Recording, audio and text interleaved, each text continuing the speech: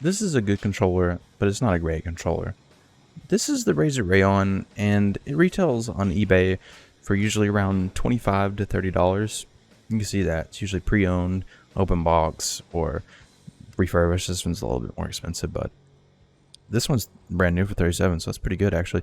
This controller usually retails for around $100 MSRP, and I don't really think it's worth that much. I paid $25 for mine refurbished, and I think it's a great deal for that price.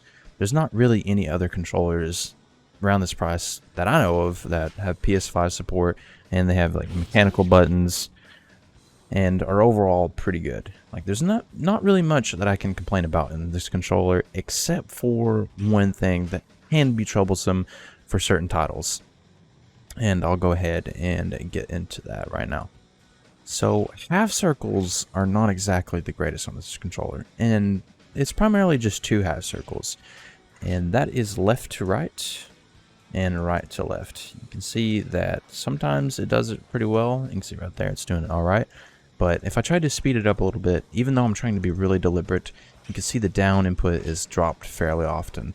And this can be quite troublesome for certain games such as KOF. But with Guilty Gear, it's not really that big a deal. You can see that I can still do my Kaparis, no real issues with them, and it's a half circle input. You can see that it does that one quite well. Right to left or left to right. It seems to still do it, even though the down input is being dropped. Now, for other inputs on this controller, I don't really have any complaints. I think with quarter circle forwards and quarter circle backs, I could do them quite well. No real issues. Double quarter circles, you can pop them out, really, no issues. Even Yozansen, TK Yozansen, no real issues. I can combo on this controller pretty well too. I think it's overall pretty good for Guilty Gear. No real complaints. Alright, now we're on to the game where I think has the most troubles, and that's KOF. You can see if I try to do a half circle there, it didn't do the down input. Do it again. Okay, so on the third one it came out. Okay, I'll try that again. And the sixth one, it came out that time. So it does drop pretty often, even whenever I'm really deliberate. You see that one, I was really deliberate, came out. This one, I was really deliberate with that one, it didn't come out. That one, it didn't either. This one, it did. So it's having some issues sometimes, for sure. Especially if I try to do it really fast, quarters, like half circle, it does have a little bit of issues there.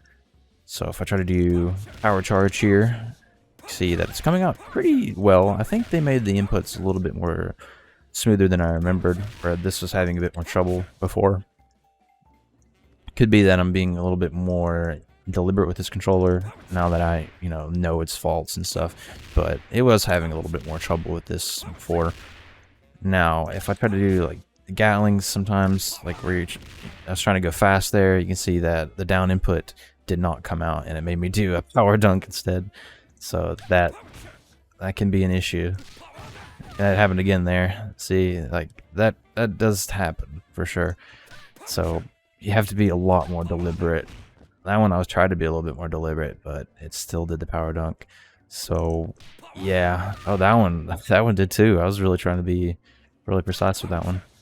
But yeah, you can see that it does have troubles there where it can confuse your inputs and cause it not to work out too well with KOF. So I don't really recommend this controller for KOF very much. Now on to Tekken 7. I actually am kind of scared recording this one because I can't really alt-tab or anything.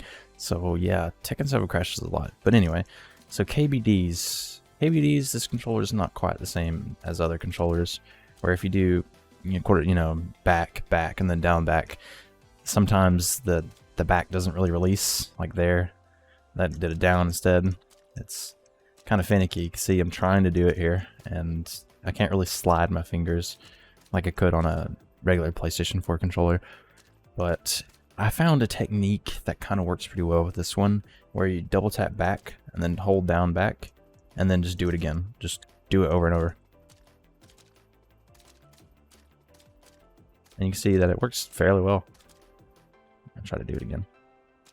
I have to be really deliberate with this. I'm not really used to this controller in Tekken. So There we go. You can see not exactly the greatest KBDs, not exactly the greatest KBDs to begin with. If I'm going to do them, I do it on like keyboard. I was going to do that. I did it pretty well.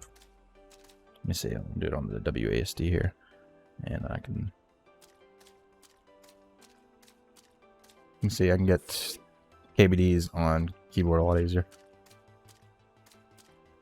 See, KBDs on a controller are pretty hard to begin with, in my opinion. So I think that with this controller, it's a little findangling where you have to double tap back like that, and then down back, double tap back. It seems to work pretty well for me. Not exactly the greatest KBDs to begin with, so I take my opinion with a grain of salt.